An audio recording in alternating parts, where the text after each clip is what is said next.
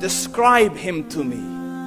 And Muslims, look at the description of your Rasool. And for some, this would be the first time you hear what your Prophet looked like.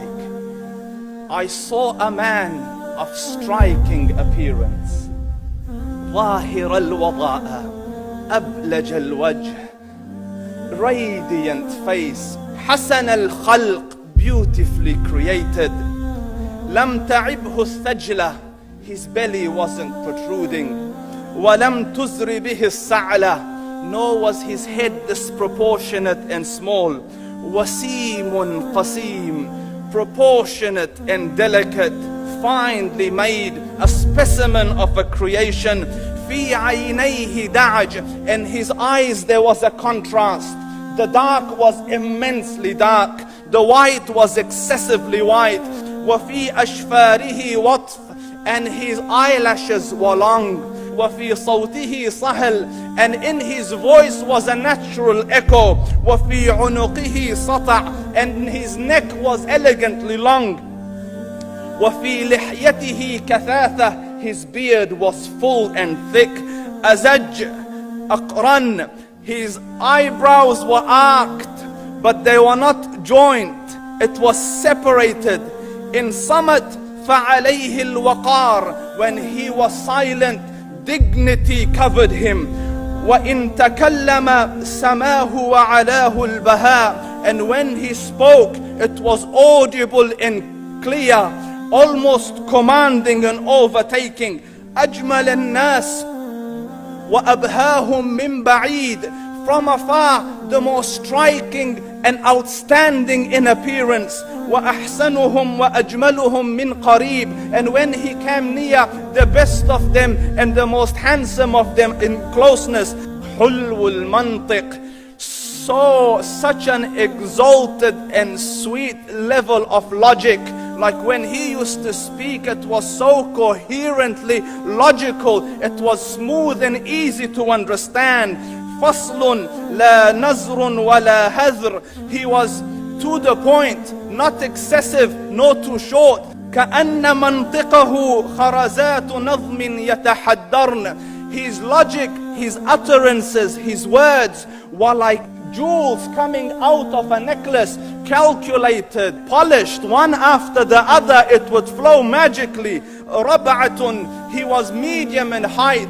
Your eye didn't have to strain to look up at him, nor was it tedious to look down at him. He was a comfortable sight to look at. له رفقاء يحفون به, he had friends, the people that were with him, they were working around him to try to serve and protect him. إن قال سمعوا لقوله, when he used to say something, they used to hearken to what he used to say. وإن أمر تبادروا إلى أمره, when he commanded, they used to compete to fulfill the command.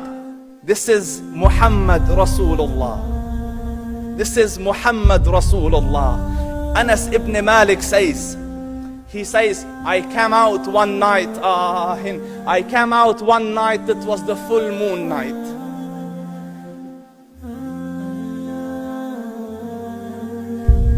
And I looked at the moon, and in the desert, understand, the moon is an awesome sight. It is smooth, it is radiant, it is clear, it is gentle compared to the scorching sun at which they are used to.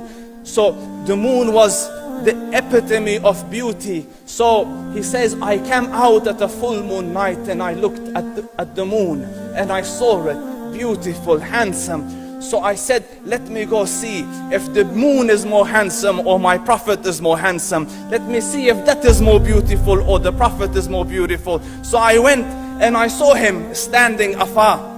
So I looked at his face and I looked at the moon, and I looked at his face, and I looked at the moon, and I looked at his face, and I looked at the moon, and he said, Wallahi, he was more handsome than the moon in its entirety. That is just the look of your Rasool. Aisha radiyallahu anha says, I was sewing with the needle, my needle dropped in the dark, I couldn't find it. I said, Ya Rasool, I can't find it. He moved his face close, and I swear, out of the radiance of his face, I found my needle. And the Prophet sallallahu alaihi wasallam was mind-bogglingly handsome, but his handsomeness was covered with waqar and jalal and hayba. The Sahaba say, when we used to sit at his feet, two feelings conflicting would come on the heart. The first one, you wanted to look at him. You wanted to behold the majesty of his face. And when you wanted to look up, shyness used to overtake you, so you used to look down. Amr ibn al-As says, I sat with him many times, but if you ask me to describe his face, I can't describe it. I wouldn't be able to look up to him ijlalan wa ta'zeeman. I couldn't look up at him. And that is why he didn't have the problems that Yusuf alayhi salam had. Because it was difficult to penetrate the awe and the splendor of the Rasool.